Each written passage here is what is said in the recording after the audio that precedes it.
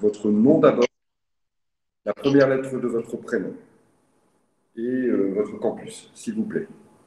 Nom, première lettre du prénom et campus. Super. Lyon est au taquet.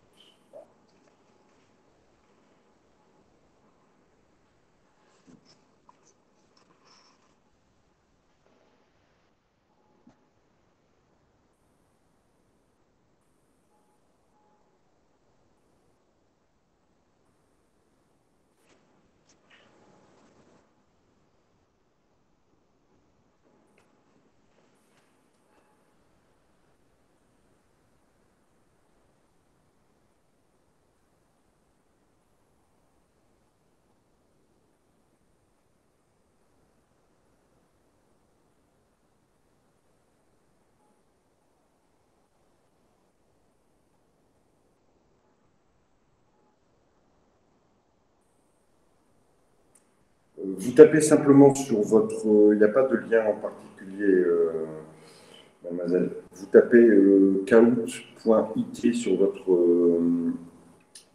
votre poste et vous allez avoir la fenêtre de connexion qui va apparaître automatiquement.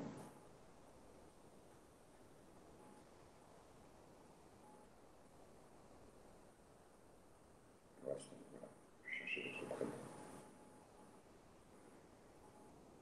Donc j'ai 20 personnes pour l'instant inscrites, vous êtes 27, moi je représente 3 personnes puisque je suis connecté plusieurs fois, donc il ne doit pas manquer grand monde. 24, j'attends encore 30 secondes.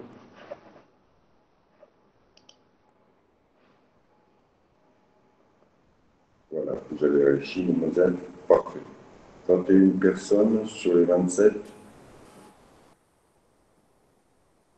Quelqu'un a un souci qui me le signale?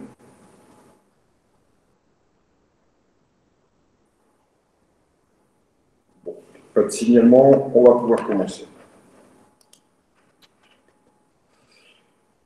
C'est parti. Donc, premier caout ici sur le bilan. D'accord. Donc, je pense que je ne vais pas vous rappeler les règles, vous les connaissez. On est parti.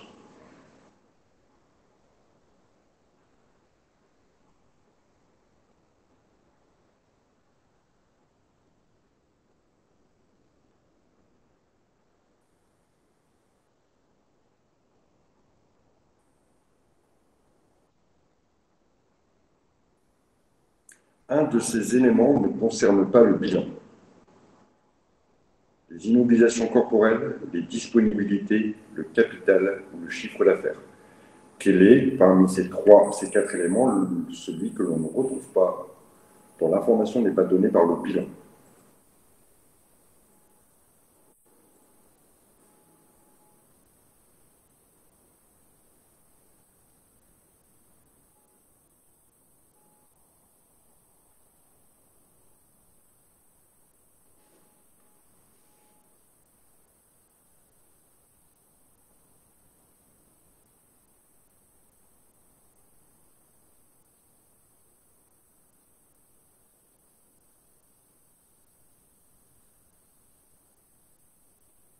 Ok. Alors, donc, dans la majorité des cas, vous avez raison. D'accord. Le chiffre d'affaires, lui, va apparaître dans le compte de résultat, mais n'apparaît pas dans le bilan. Alors, pour ceux qui se sont trompés, vous m'avez dit les disponibilités. Les disponibilités apparaissent dans le bilan, dans l'actif circulant, et c'est ce qui représente l'argent qui est sur le compte en banque et l'argent dans la caisse. En général, on l'appelle aussi trésorerie. Donc, disponibilité et trésorerie, ce sont les mêmes choses, et on les retrouve donc dans l'actif circulant.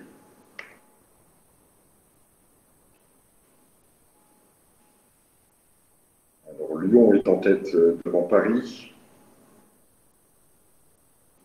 Allez, question suivante.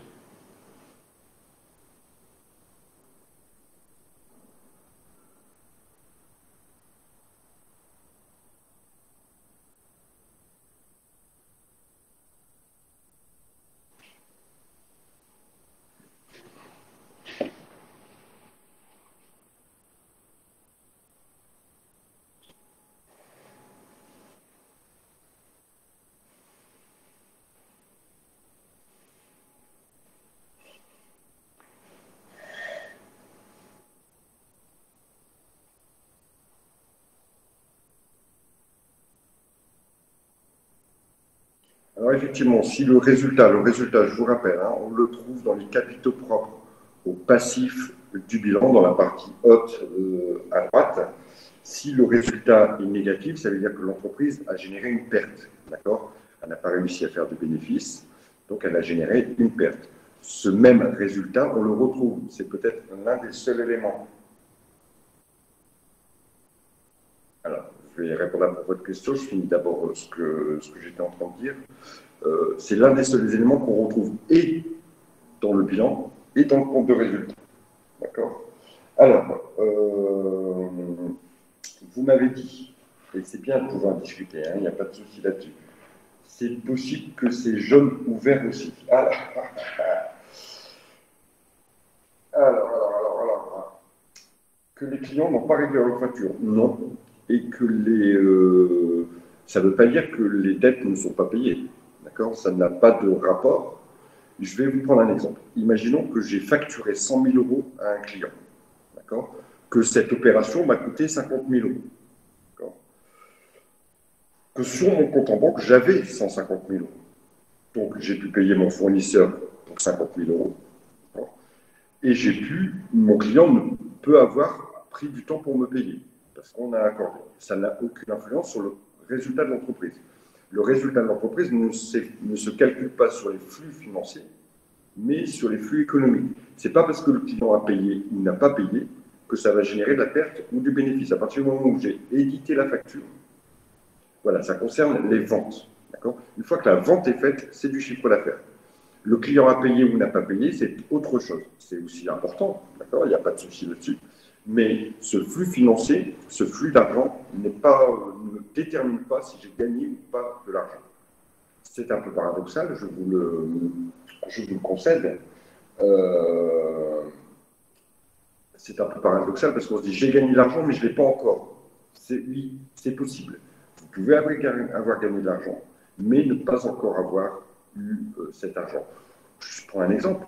Le 31 du mois, on vous doit votre salaire.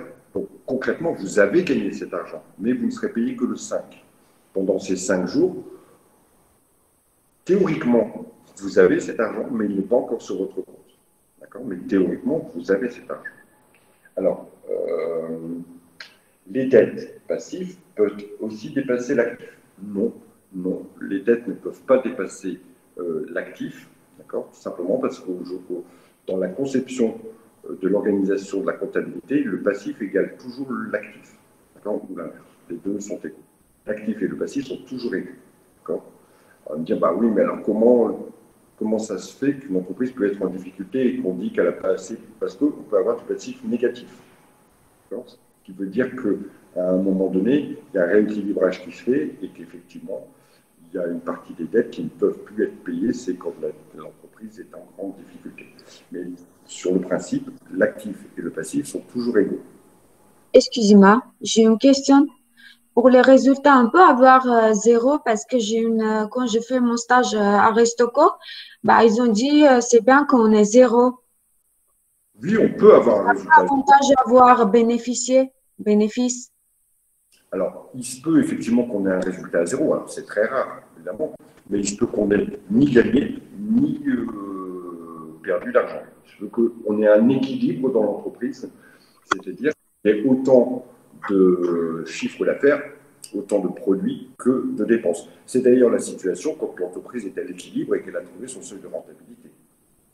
D'accord. C'est majorité, c'est les associations qui fait Oui, ça, oui. alors effectivement, dans les associations, on essaye d'avoir un bilan ou un résultat, alors même si on ne parle pas de résultat puisque l'association n'a pas forcément vocation à faire du bénéfice, d'accord. Bien souvent, on équilibre les choses de façon à arriver à la fin à zéro, même si l'association, rien ne lui interdit de faire du bénéfice, à condition qu'elle ne le distribue pas à ses adhérents. Mais effectivement, dans les associations, la vision est un peu différente. On cherche à équilibrer les choses et justement, on cherche aussi par des subventions, des choses comme ça. Allez, question suivante. D'abord, les résultats. Est-ce que Lyon est toujours en tête? Oui, Lyon est toujours en tête.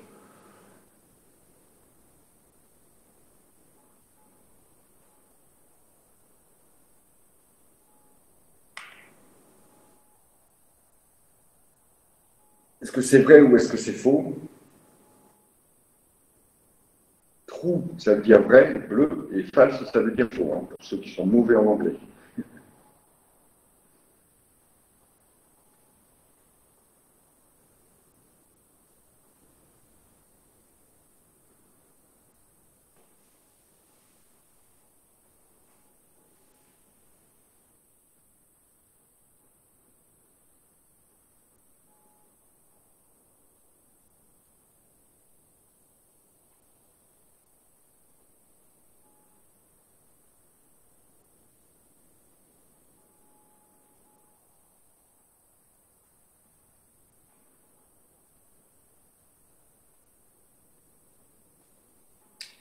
Ouloulou, ouloulou, ouloulou. Alors, traditionnellement, hein, on dit que l'actif du bilan représente le patrimoine de l'entreprise, ce qu'elle possède.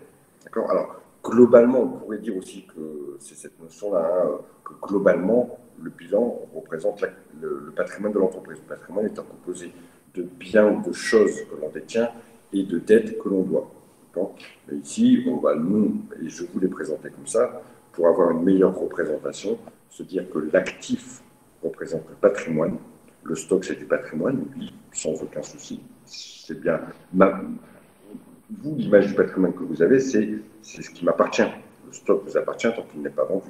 D'accord? Et contrairement à ça, le passif correspond aux dettes qui auraient été nécessaires pour acquérir ce patrimoine. Non, les capitaux propres sont des dettes. Alors, tiens, les capitaux propres sont des dettes. Je ne comprends pas là. Dans les capitaux propres, qu'est-ce qu'on retrouve? On retrouve le capital social de l'entreprise, d'accord? On va retrouver aussi des éléments comme les réserves, les reports à nouveau, ça ne nous intéresse pas trop, et on retrouve le résultat de l'entreprise, bénéfice ou perte. Parlons d'abord du résultat de l'entreprise. Le bénéfice, pour qui normalement est-il dédié? Il a vocation à devenir quoi ce bénéfice? Quand une entreprise fait du bénéfice, qu'est-ce qu'elle va en faire?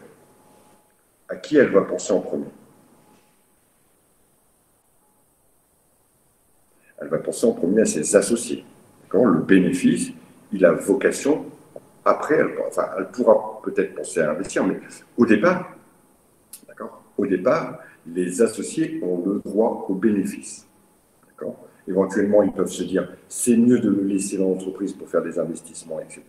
Mais au départ, et ça c'est une disposition légale, les associés ont le droit au bénéfice. Donc, ce qui veut bien dire que c'est une dette de l'entreprise envers ses associés. Ça, c'est ce qui concerne notre résultat. Et le capital, encore une fois, c'est l'argent qui a été apporté par les associés au départ, en contrepartie duquel ils ont reçu des parts sociales ou des actions de l'entreprise. Mais sous couvert qu'ils rendent ces parts sociales ou que l'entreprise leur achète ces parts sociales, cet argent-là, l'entreprise leur doit. Mais ça n'a pas vocation forcément à être donné immédiatement. Et ça peut être conservé dans l'entreprise et même conservé à long terme. C'est pour ça qu'on les appelle les capitaux propres ou encore les ressources stables quand on parle notamment du bilan fonctionnel.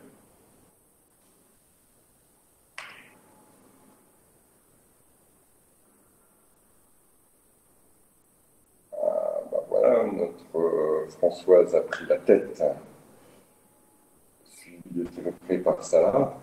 Je crois qu'il va y avoir de la concurrence là.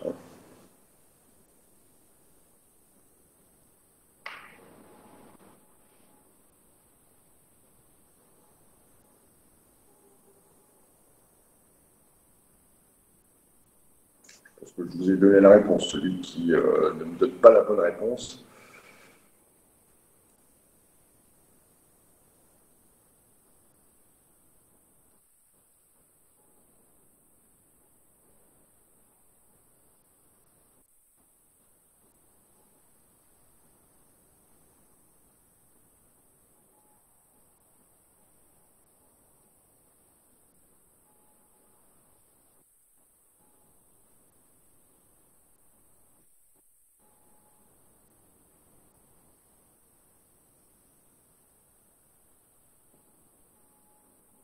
effectivement, l'actif et le passif sont toujours égaux. Le total de l'actif et le total du passif sont toujours égaux. Et puis c'est exactement l'actif net. D'accord? Je rappelle, hein, l'actif est décomposé en trois parties. L'actif les montants bruts, c'est la valeur d'origine. Par exemple, quand on parle d'immobilisation, c'est la valeur d'origine de l'immobilisation concernée. Une partie amortissement qui constate la dépréciation du bien et une partie nette qui est finalement le brut moins la dépréciation. Donc ici, ce qu'il faut retenir, c'est que l'actif net est toujours égal au passif.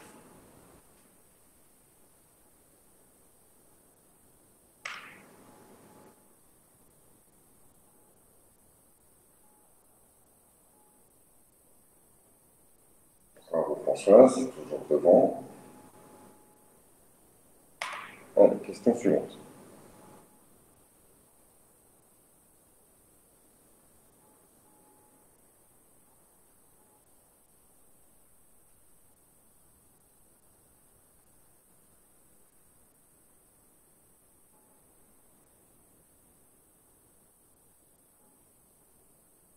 Question de vocabulaire ici, pas très compliqué.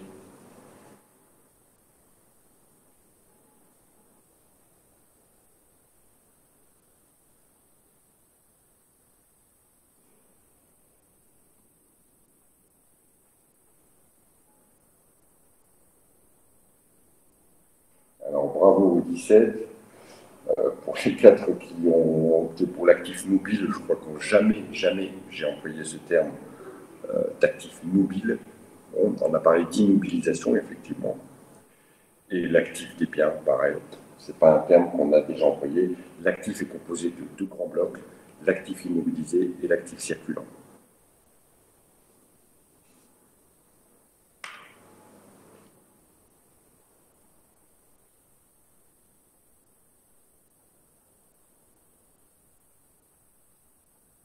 Françoise, votre avance diminue de question en question. Je ne vais pas vous alerter, mais...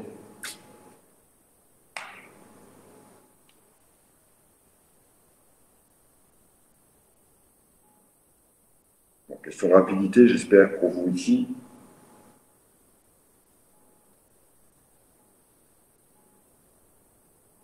Je vois que les réponses sont très rapides.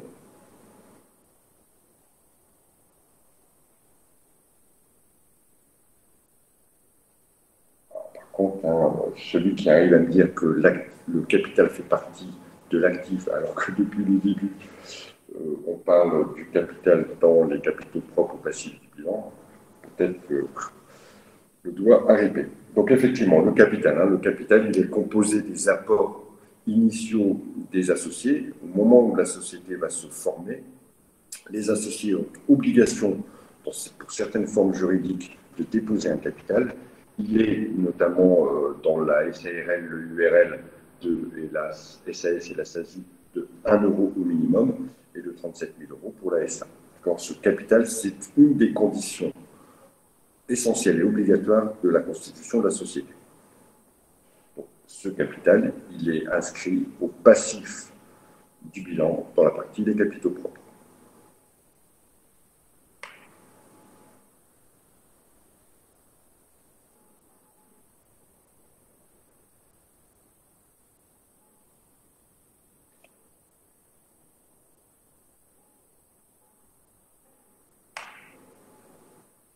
Septième question.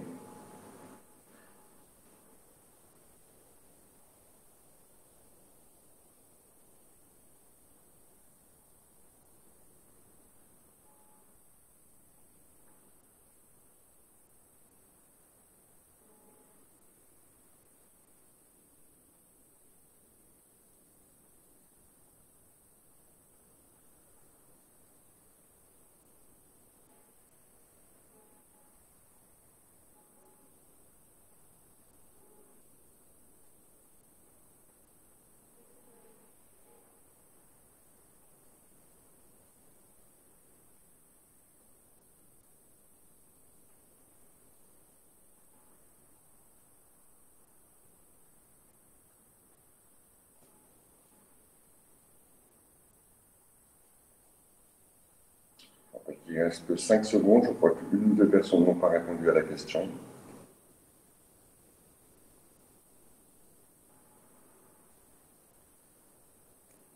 D'accord. Donc ici, on parle des disponibilités, donc de la trésorerie de l'entreprise. La trésorerie de l'entreprise est représentée notamment par l'argent liquide que l'entreprise possède et donc qu'elle met dans une caisse, et l'argent qui se situe sur les comptes en banque, voilà, qu'on va retrouver dans un compte de la banque. Dans cet actif circulant, hein, je vous rappelle, on a les stocks, on a les créances clients qui représentent ce que les clients nous doivent encore, et on a la partie des disponibilités, dans laquelle on va retrouver les deux éléments que sont la caisse et la banque, entre autres. Les stocks ne font pas partie des disponibilités. Les disponibilités font référence expressément à la trésorerie de l'entreprise.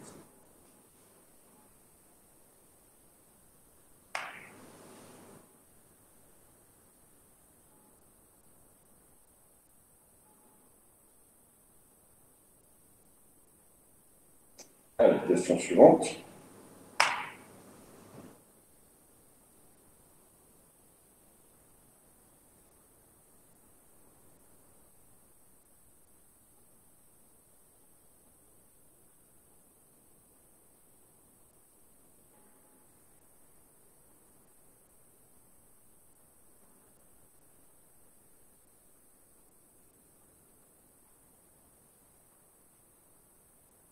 Alors, on a trois types d'immobilisation. Alors, je m'excuse pour la faute d'orthographe, hein, c'est l'acquisition d'un véhicule est inscrite dans les immobilisations financières et non pas inscrite.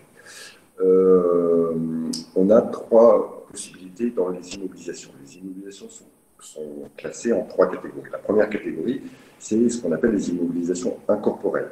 On va retrouver dans cette catégorie des éléments qui n'ont pas de réalité physique, qui ne sont pas palpables. Par exemple, une licence d'utilisation d'un logiciel, un brevet ou encore un fonds de commerce. Dans la deuxième catégorie, ce sont les biens corporels, les biens qui ont une réalité physique.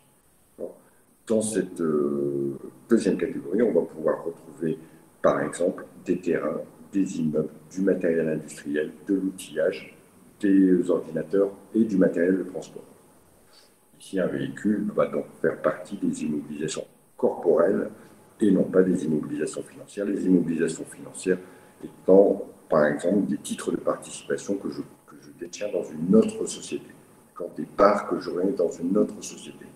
C'est en général pas quelque chose qu'on vous demande de connaître bien, les immo financières, parce que c'est un peu plus compliqué.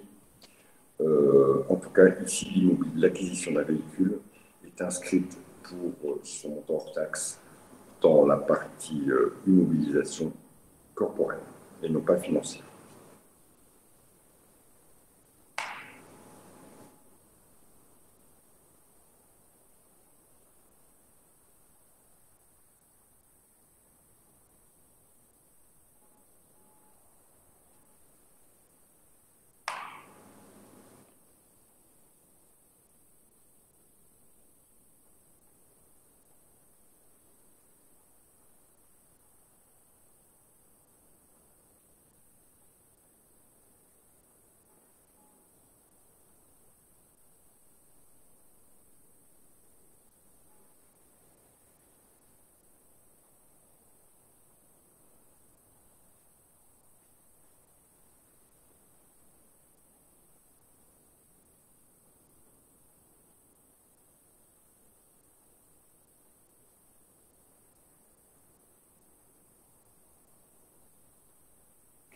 Les dettes fiscales, bon, qu'est-ce que représentent les dettes fiscales? Les dettes fiscales représentent des dettes que vous avez envers l'administration fiscale, ça peut être des impôts, de la TVA que vous devez payer, de la CFE qui est la cotisation foncière des entreprises, ou encore d'autres impôts. Il se peut que vous ayez une dette fiscale parce que le règlement n'est pas encore intervenu, ou simplement parce que vous avez un peu de retard dans le paiement des différentes dettes fiscales que vous avez. C'est une dette. Toutes les dettes sont inscrites au passif du bilan. Ça ne peut pas être de l'actif, puisque ce n'est pas quelque chose de positif pour l'entreprise, ça n'est certainement pas des capitaux propres. C'est donc globalement dans le passif, mais dans la partie des dettes. Mais monsieur, il n'y avait pas une dette qui faisait partie des capitaux propres? Une dette? Alors, ouais. Une dette. On va dire qu'effectivement, dans la notion, parce qu'on avait dit, voilà, globalement, tout le passif, c'est des dettes. C'est des choses que l'entreprise doit. Okay, on a plutôt des dettes qu'on appelle plutôt internes, des dettes envers les associés dans la partie des capitaux propres, c'est-à-dire le capital qu'ils ont amené, mais aussi le résultat qui normalement doit leur être remis, sous forme de dividendes. Et sur le bas du passif, on va retrouver les autres dettes, les dettes auprès des établissements bancaires, quand vous allez faire après, les dettes auprès de vos fournisseurs et les dettes sociales et fiscales.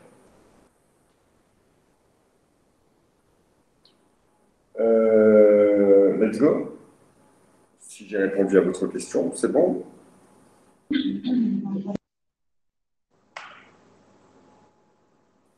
Attention, c'est bientôt la fin. Hein.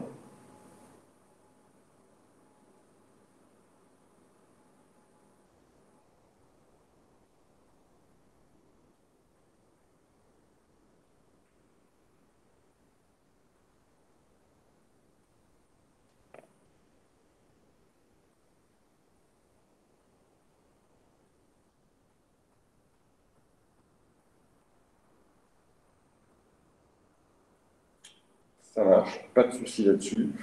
Effectivement, les créances clients qui sont inscrites dans l'actif circulant du bilan, ce sont les factures que j'ai donc émises et qui n'ont pas encore été réglées par les clients, tout simplement parce que nous avons un accord commercial qui leur permet de régler la facture à 30 jours, à 60 jours, etc. etc. De l'autre côté, moi aussi, avec mes fournisseurs, je vais négocier des accords pour les règlements. Je vais recevoir la marchandise et la facture du fournisseur et payer un peu plus tard ces données-là, ces marchandises-là.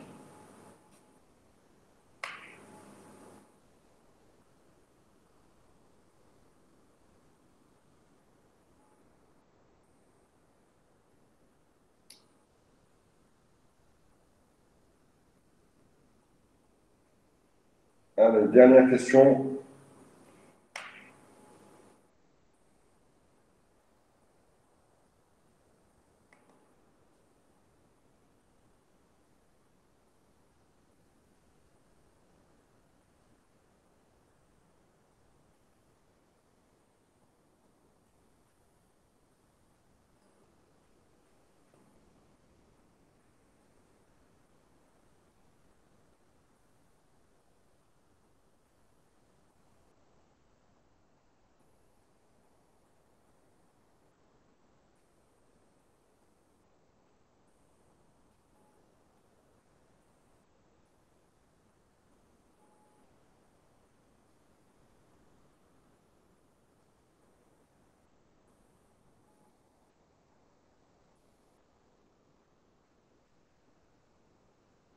Alors, question un petit peu plus de calcul ici.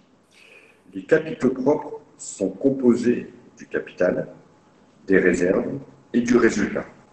Donc, si mes capitaux propres, qui sont l'addition des trois autres éléments, sont de 50 000 euros et que j'ai 10 000 euros déjà de capital, 30 000 euros de réserve, donc j'ai déjà 40 000 euros, pour aller jusqu'à mes 50 000 euros qui sont le total de tous les éléments, mon résultat est alors égal à 10 000 euros. Donc j'aurai 10 000 euros de capital, 30 000 euros de réserve, ça fait 40, 10 000 euros de résultat, ça fait 50. Les capitaux propres sont bien égaux à 50 000 euros. Donc ici, la réponse était faux puisqu'elle ne pouvait pas être égale à 90 000 euros.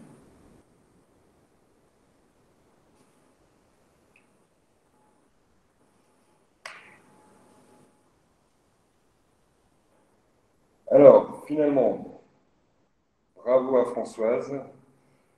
Ah non, non, Françoise est partie à la 3e place, donc je suppose qu'il y a eu une petite défaillance de dernière minute. Françoise, c'est bien dommage. Elle a tenu la tête jusqu'à la 10e question et a priori, elle l'a eu, à mon avis, faux sur la dernière. Quel dommage. Salah, bravo. Et Paris a pris la tête avec la 2e place. J'ai ripé. C'est dommage sur la dernière question. C'est dommage pour la dernière question, mais effectivement, alors je ne veux pas trahir Salah, mais je sais qu'il a fait, parce qu'on avait eu l'occasion d'échanger par mail avec lui, je sais qu'il a déjà un bon niveau en comptabilité, Donc, il y a eu une cyberattaque, mais rien. Alors, peut-être on va pouvoir regarder un petit peu ce classement général.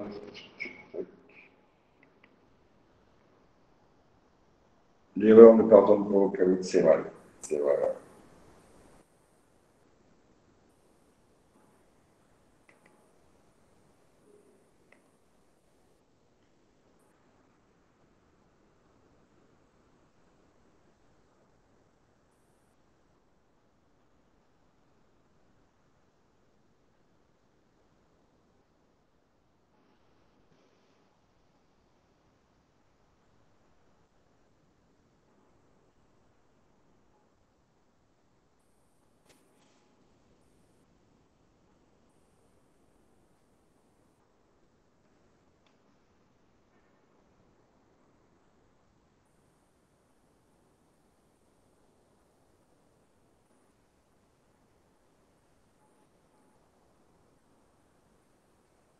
Alors, peut-être que je peux avoir les résultats de tout le monde.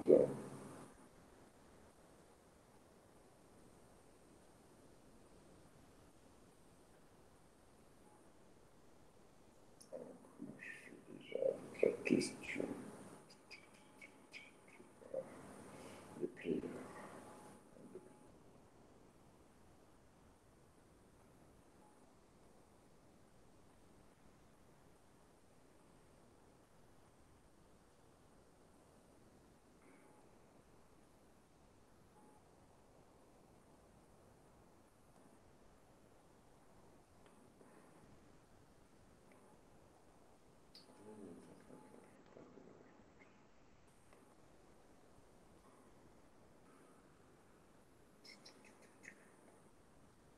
Bravo aussi à, alors je pense que c'est Amandine, hein, Amandine Sonnette, qui a eu 100% de bonnes réponses.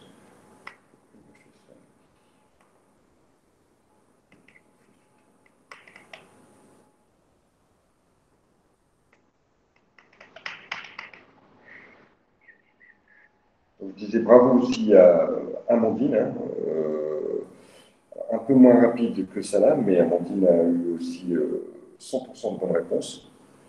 Donc, félicitations Amandine.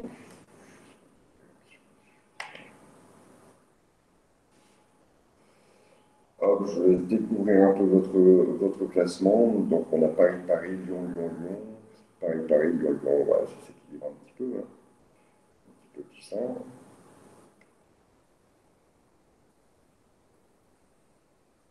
Alors, hop. Alors, est-ce que tout le monde a eu au moins ça à 50%? Alors, la petite mademoiselle Pure, donc je pense que c'est Pluriste Alain de Lyon, mais c'est pas bien grave. Je sais que la lecture doit être un peu plus compliquée pour vous, pas de souci. Et Laurine G qui a dû avoir des petits soucis de connexion. Donc voilà, pour y a-t-il des questions par rapport aux différentes questions qui vous ont été proposées? Il y a des choses que vous n'avez pas comprises, il y a des choses sur lesquelles vous voulez qu'on revienne, qu'on refasse une dernière explication? Non, c'est clair pour tout le monde.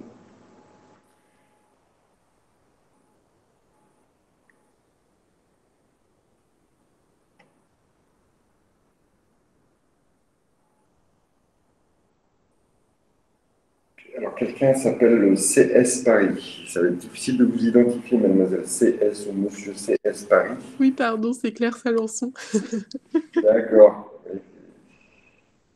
Bon, Maëva, heureusement qu'on n'a pas 50 000 Maëva, parce que j'avais dit le nom en premier. Laurine G de Lyon, je devrais trouver ça facilement. Mais monsieur, c'est noté. Ah bah oui, Mais vous nous avez même pas prévenu. MDR.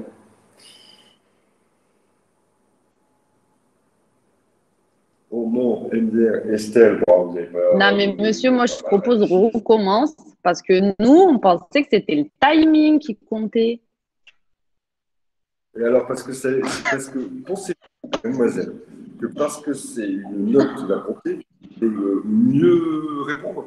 J'aurais plus pris mon temps à répondre. Là, j'étais C'est vrai, stressée. vous Ouais, auriez été franchement, oui. très bien. Voilà, je voulais Alors, répondre le plus vite possible pour être la première, mais ça n'a pas marché. donc, ce que je vais faire, je vais vous en poster un que vous me ferez. Je ne suis pas d'accord au BTS, on n'est pas timé. Alors,